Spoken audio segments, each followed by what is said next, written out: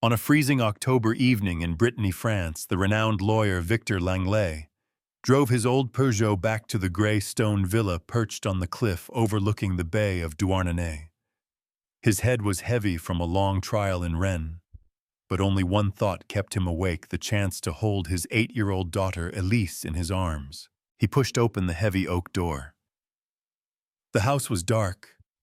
Only the dying fire in the hearth cast flickering shadows on the stone walls. And then he froze. And Elise was standing facing the corner, barefoot on the icy floor, her small body trembling. Her tiny hands were pressed tightly against her chest, as if trying to make herself smaller.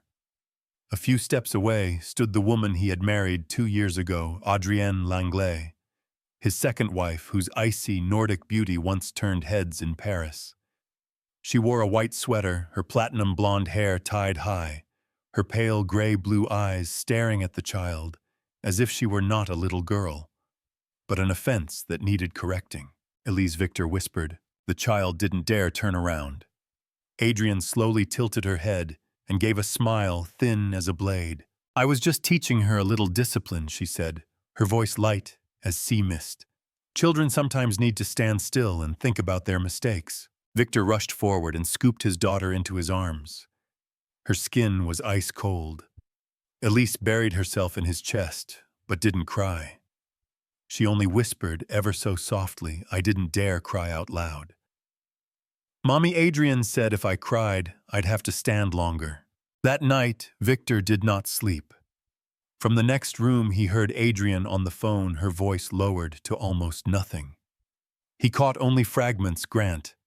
Transfer the money. She mustn't remember. Camille's case must be closed for good. Camille. The name of his first wife. The woman who had died 3 years ago in a car crash on the mountain road near Morlaix. The official conclusion: driving under the influence. Victor had never fully believed it, but the grief had been too crushing, and he had chosen to accept the report. The next morning, while Adrienne was in Quimper meeting a client, Victor searched her desk. In a locked drawer, he found a black leather notebook. The handwriting was neat and precise. 1810. Meeting with Grant Hotel Armen. 2510. Transfer 180,000. Phase 2 to 11. Take the child for psychological evaluation. New dosage, Camille Langlais. Close file permanently. Sainte-Anne-du-Ports. Victor's hands shook. Sainte-Anne-du-Ports was an old psychiatric hospital on a small island off Finistère, where wealthy families once sent difficult relatives they wanted to keep hidden forever. That same afternoon, the old housekeeper, Marie-Anne, who had served Camille since she was alive, secretly handed Victor a small wooden box. Inside were dozens of children's letters, carefully folded, the paper already yellowing. Daddy, Mommy Adrienne says you're away on business for a very long time. Daddy, I'm scared of the dark. I heard Mommy Adrienne talking to Uncle Grant in the garden. Daddy, yesterday Mommy Adrienne took me to the doctor, and they gave me a shot that made me fall asleep. I dreamed Mommy Camille was calling me from the sea. Victor read them with tears streaming down his face. He had never received a single one. Adrienne had intercepted them all. That night, he made his decision. He packed a few clothes, lifted the half-asleep Elise into his arms, and left the villa while Adrienne was still out. The car sped through wind and rain toward the port of Douarnenez. There, an old fisherman named Jan, and childhood friend who owed Victor a debt from 20 years ago, was waiting. Take me to the island of Sainte-Anne-du-Ports, Victor said. No matter what. Jan looked at Elise shivering inside the raincoat and asked nothing more. The old fishing boat left the harbor at 3 a.m. in a force 7 gale. Waves slammed against the hull as if trying to tear it apart. Elise vomited repeatedly, but clung to her father's hand. The island emerged from the gray fog, a black rock crowned by a long-dead lighthouse. The Sainte-Anne-du-Ports hospital lay hidden among pine trees, its walls covered in green moss, its narrow windows like suspicious eyes. The night doctor recognized Victor immediately and turned pale. "You shouldn't be here," he stammered. "Madame Adrienne warned us." Victor pulled the old hunting rifle from his bag, the one his father had left him. "Take me to patient 217. The corridor smelled of disinfectant and damp rot. At the very end was a heavy iron door. The doctor unlocked it with trembling hands. In the stark white room, with only an iron bed and a window facing the sea, sat a gaunt woman in a gray hospital gown. Her long black hair fell over her shoulders. Her large eyes were sunken, but still heartbreakingly beautiful. When she looked up, Victor nearly collapsed. "Camille," he breathed. "Camille Langlais." The wife he thought had died 3 years ago smiled sadly. "I've been waiting for you for so long, Victor." Through tears, she told him everything. That night of the accident, Camille had not died. She had been gravely injured and fell into a coma.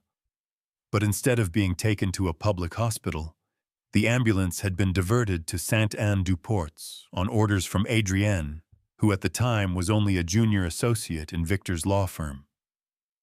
Adrienne had forged Victor's signature while he was drunk with grief, had Camille declared legally incompetent, and turned her into a ghost patient with no name and no rights. Why simple?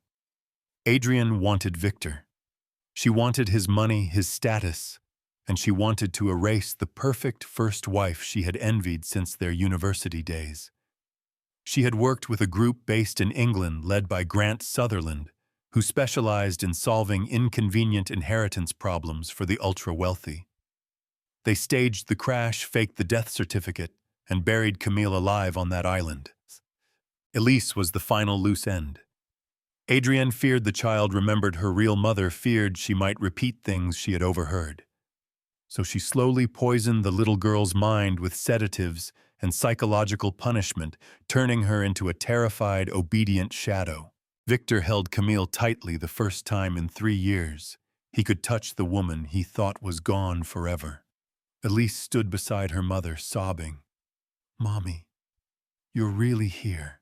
But joy had no time to take root. The front door was kicked open with a crash. Adrienne stood drenched in the doorway, blonde hair plastered to her face, holding a Beretta pistol. Her once cold, gray-blue eyes were now bloodshot with rage and fear. "You don't understand anything, Victor," she said, voice shaking. "They'll kill us all. Grant never lets anyone walk away who knows the truth. I was only following orders to protect you, to protect Elise." Victor slowly stood, placing himself in front of his wife and daughter. "You stole 3 years of Camille's life. You poisoned my daughter's mind. Don't tell me you did it for me."